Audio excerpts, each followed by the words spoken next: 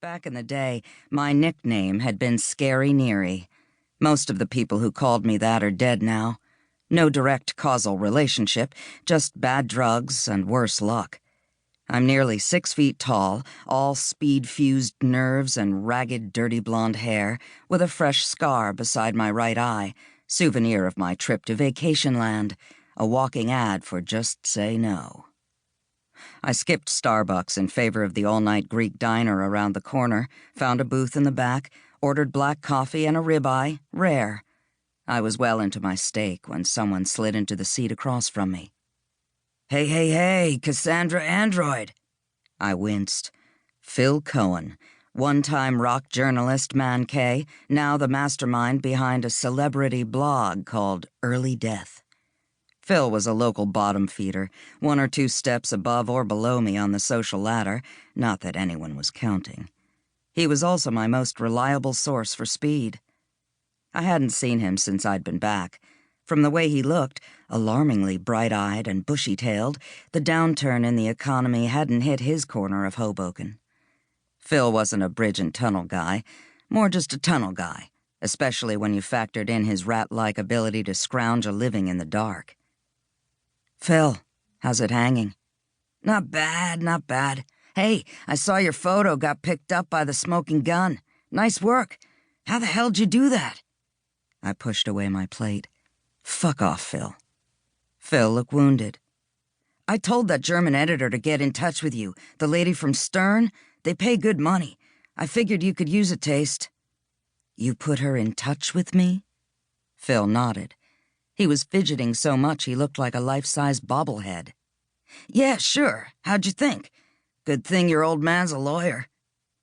I glared at him and finished my coffee. Phil was the one who'd sent me to Maine. He'd lied about the interview he'd supposedly lined up, and lied about just about everything else, too. His connection turned out to be a photographer named Denny Ahern, whose favorite subjects were decomposing bodies in trees. Long story short, Denny went overboard off the Maine coast and was now presumed dead. The story got some press, but quickly ran out of steam since the killer was gone and the remains of only 2 victims had been recovered. My own involvement in everything was a little shaky. I kept a low profile until I was safely back in New York, where an editor from the German tabloid weekly Stern had rung me a few days after my return. I so admire your work, Cassandra. Her voice had risen slightly. Your photo book, Dead Girls, that was brilliant. I was a big Bowie fan then, you know. We'd give you an exclusive. She had been disappointed when I told her I didn't have any photos of the serial killer or his victims. I'd been disappointed, too, when she named the figure they'd pay. Then I remembered the roll of film I'd shot on the island but hadn't yet developed. It had been a weak moment for me. Most of my moments are like that.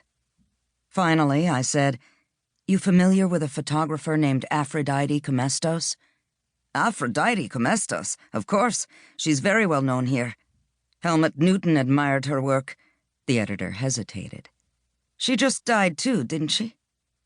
I hadn't told her I'd watched Aphrodite die, or that I'd lied to the cops about it so I could avoid a conviction for voluntary manslaughter.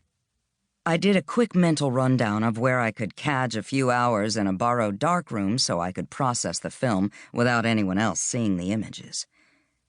Yeah, I might have an image of her, kind of a memento mori, like a death mask. A death mask? Sure, you know, something taken right after she died. The editor had moaned. Oh, that would be so great. Now I stared across the table at Phil. Yeah, good thing my old man's a lawyer. So, you got anything in that little black bag for me? Phil's eyes rolled back in his head like he was communing with the spirit world. Focalin. I stuck my hand under the table so he could drop a baggie into it. You'll like this, Cass. Nice and easy. Timed release. No edge.